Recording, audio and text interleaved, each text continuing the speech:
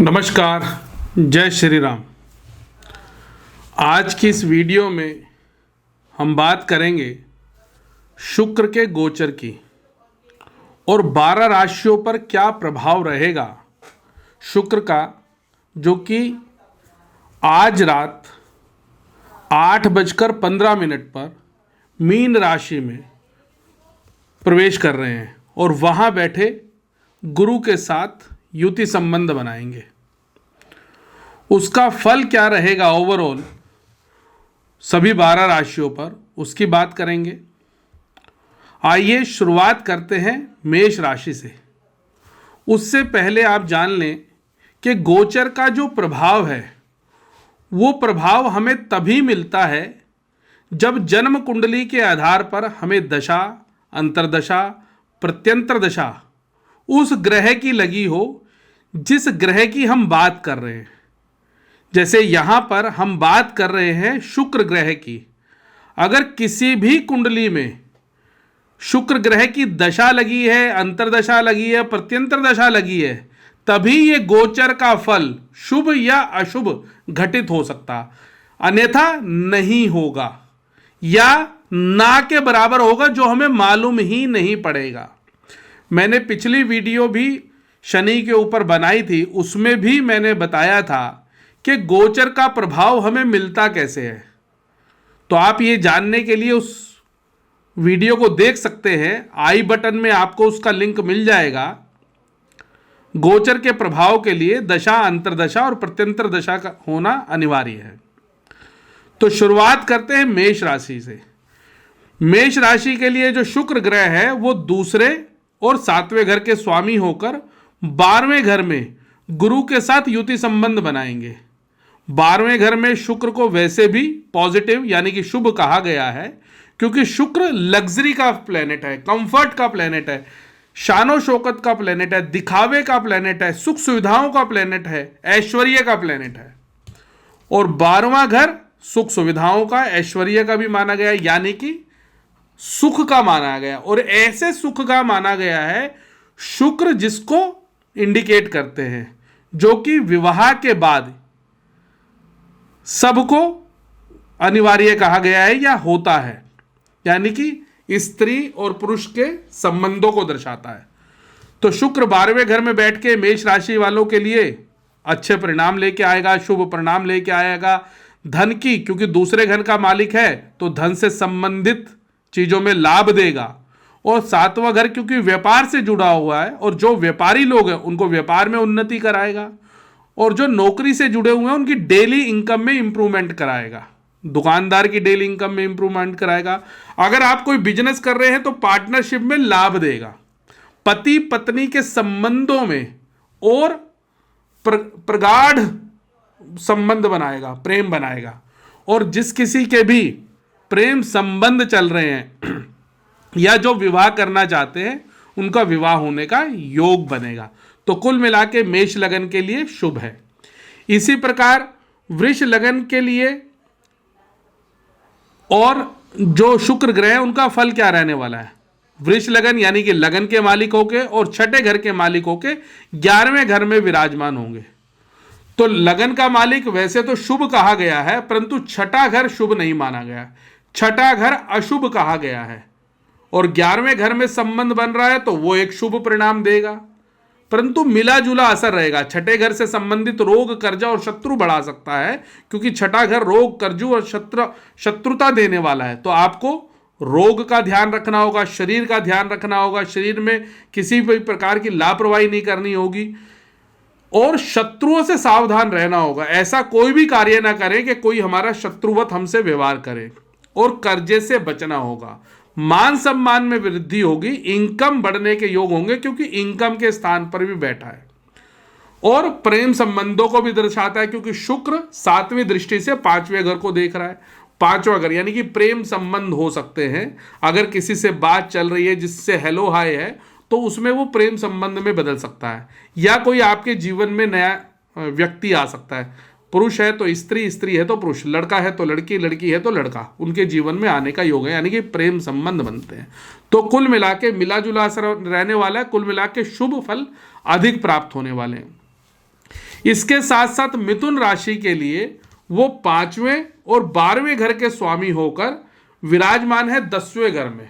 तो मिथुन राशि के लिए भी शुभ है, क्योंकि 5वां घर भी शुभ कहा गया है और 12वां घर भी शुक्र के लिए शुभ कहा गया है, और वो बैठे हैं 10वें घर में गुरु के साथ युति संबंध बना के, जो कि उनकी नौकरी में उन्नति यानी कि प्रमोशन होने के योग हैं।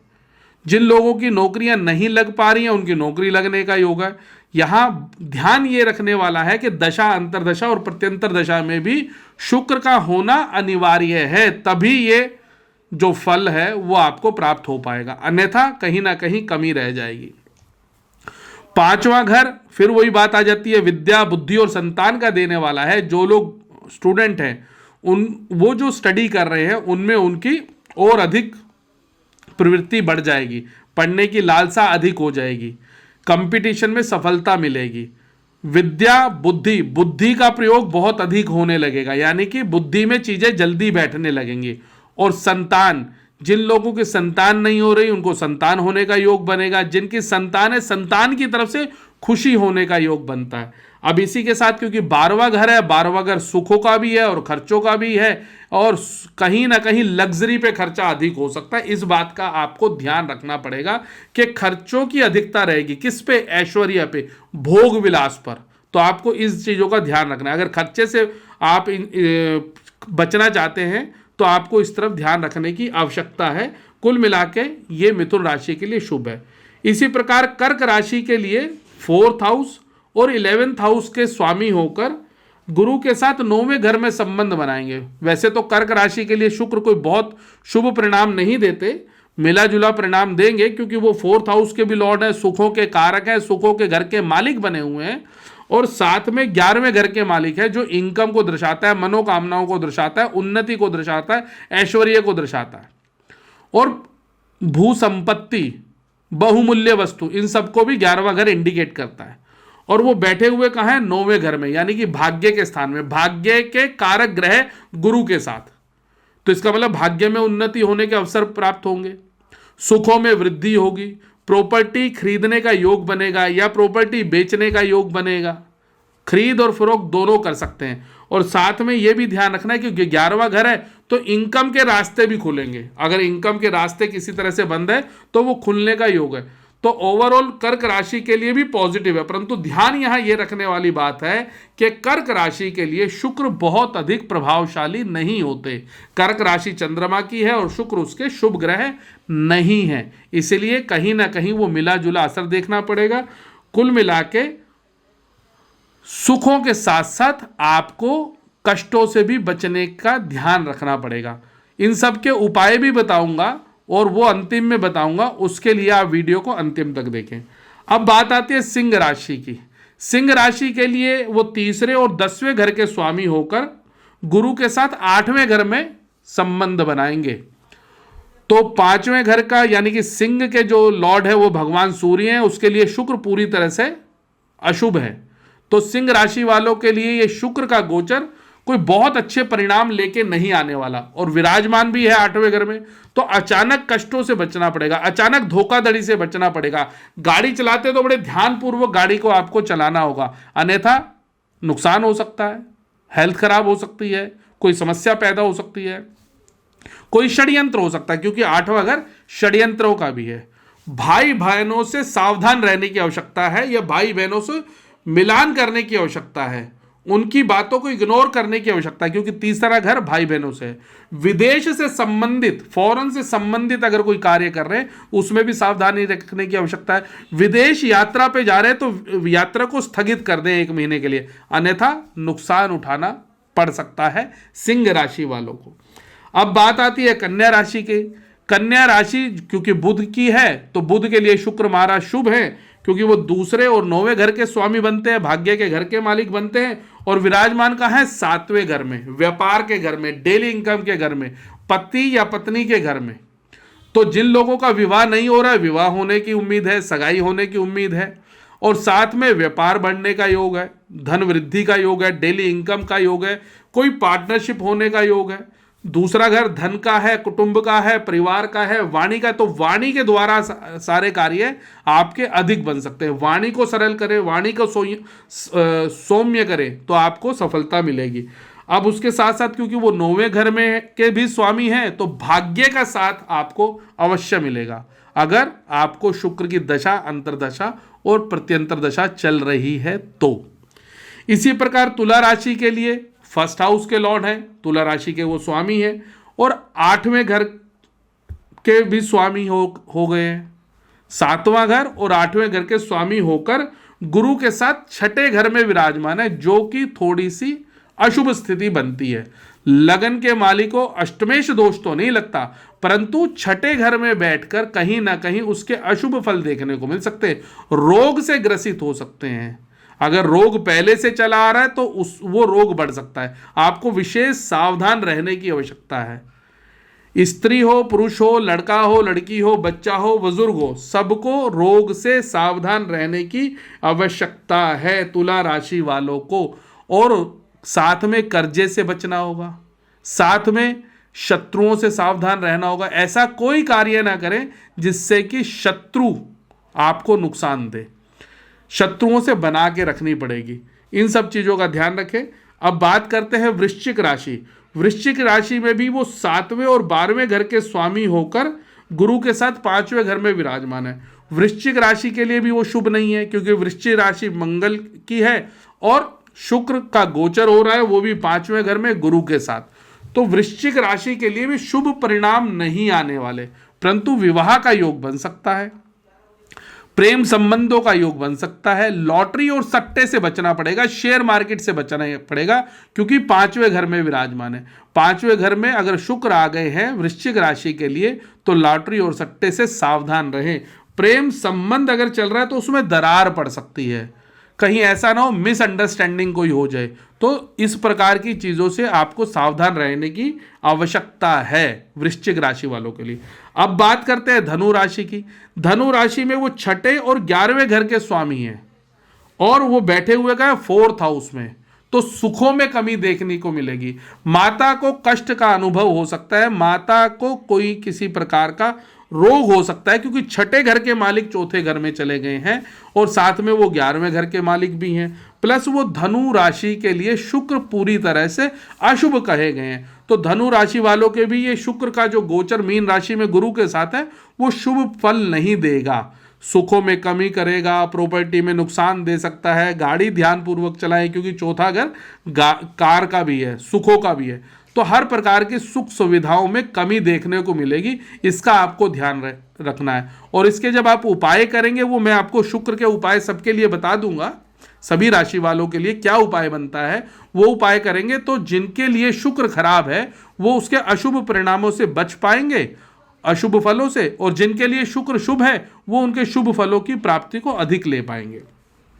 अब बात करते हैं मकर राशि की। मकर राशि में वो 5वें घर के मालिक हैं, 10वें घर के मालिक हैं, और साथ में वो बैठे हैं 3रे घर में। अब मकर राशि क्योंकि शनि की है, शुक्र उसके मित्र ग्रह है, तो इसके लिए मकर राशि के लिए ये समय शुभ रहने वाला है। अभी 5वां घर किसका संबंध बनाता है? विद्या, बुद्धि और संतान का। तो इसका मतलब विद्या, बुद्धि और संतान में लाभ होगा, शेयर मार्केट में लाभ हो सकता है, संतान की तरफ से कोई खुशी मिल सकती है, प्रेम संबंध कोई बन सकता है। तो प्रेम संबंध अगर चला आ रहा है तो वो विवाह में बदल सकता है।